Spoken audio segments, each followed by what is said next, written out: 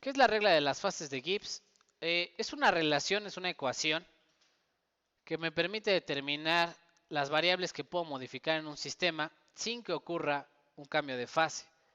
Y esto es importante desde el punto de vista de procesos. Cuando yo proceso un material, me gustaría saber qué ocurre dentro del sistema. Si puedo modificar la temperatura y la presión y mi sistema va a seguir estando en estado líquido. Y bueno, en algunas cosas son obvias. Por ejemplo, si yo tengo un baño líquido de metal y lo enfrío, ¿qué le va a pasar? Se va a solidificar en algún punto. Pero a veces no es tan obvio, por ejemplo, cuando yo tengo un radiador y adentro hay agua a alta presión. Y la pregunta es, ¿qué pasa si lo caliento o lo enfrío? ¿Cuándo va a empezar a evaporarse esa agua? Si está a alta presión. Y entonces entra la pregunta, ¿verdad? De qué grados de libertad tengo para mover o modificar la temperatura y la presión de mi sustancia sin que ocurra un cambio de fase. Y esa es la idea de la regla de las fases de Gibbs. Y bueno, es muy sencillo, es una vil resta y suma. Entonces apúntenla por ahí. ¿Cuál es la regla de fase de Gibbs? Y me dice por ahí que los grados de libertad le llaman F, como ¿no? grados de libertad, free. Tienen que ver con cuántos componentes hay en el sistema y cuántas fases hay presentes en el sistema. Phases y components, ¿no? Le llaman en inglés. Es la famosa regla de las fases de Gibbs.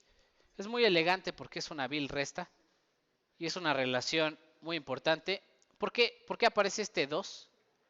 Pues normalmente los grados de libertad siempre son 2, presión y qué, y temperatura. Por eso es 2 grados de libertad ahí extra. Y bueno, vamos a intentar analizar un poquito lo que sucede aquí. Dice ahí, imagínense que están en alguna de las áreas dentro de este diagrama de fase. Por ejemplo, están aquí de este lado a una presión de una atmósfera más o menos y a una temperatura de 300 Kelvin, que están en la fase vapor, por donde está el mouse en este momento. Y la pregunta es, ¿cuántos grados de libertad tengo si estoy en esta área, en la zona de vapor? A una presión de una atmósfera y 300, más o menos 300 Kelvin. Estoy aquí en la zona de vapor. ¿Qué grados de libertad tengo? Y pues haciendo las cuentas, si es un diagrama de fases de dióxido de carbono, entonces sería un componente, solamente tengo un componente, no es una mezcla. Si tengo una mezcla, entonces tendría algunas otras grados de libertad. Tengo un componente, dice por ahí, ¿cuántas fases tengo? Una sola, estoy en la fase ¿qué? Vapor. Estoy en alguna de las áreas. Y pues con eso ya tengo para hacer mi cuenta. Pues resto estas dos y le sumo 2. ¿Cuál es el grado de libertad que tengo? 2. ¿Qué quiere decir? Que si estoy dentro de una de las áreas de mi diagrama de fases, puedo mover o la presión o la temperatura y no va a ocurrir un cambio de fase significativo, ¿cierto? O al menos puedo mover alguna de ellas. Y por acá dice ahí, las curvas de transformación se tiene un componente igual. Cuando estoy en alguna de estas curvas, tengo un componente. ¿Cuántas fases hay? Pues tengo 2 fases en equilibrio cuando estoy sobre las líneas del diagrama de fases. Y entonces, haciendo la resta, ¿cuántos grados de libertad tengo? 1. ¿Qué quiere decir? Si yo quiero evaporar la sustancia, nada más puedo mover ¿qué?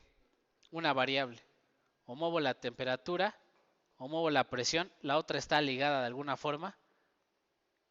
Y el último sería el punto triple, que en el punto triple tengo un componente y 3 fases en equilibrio. Ahí no puedo mover nada. ¿Qué quiere decir que el punto de qué? Triple es uno solo, es un solo punto, no puedo moverle ni la temperatura ni la presión, mientras que el punto de evaporación y el punto de fusión y el punto de sublimación, pues realmente no es un punto, es una línea, es un conjunto de puntos que yo puedo modificar a mi antojo. Y bueno, esa es la idea de la regla de las fases de Gibbs.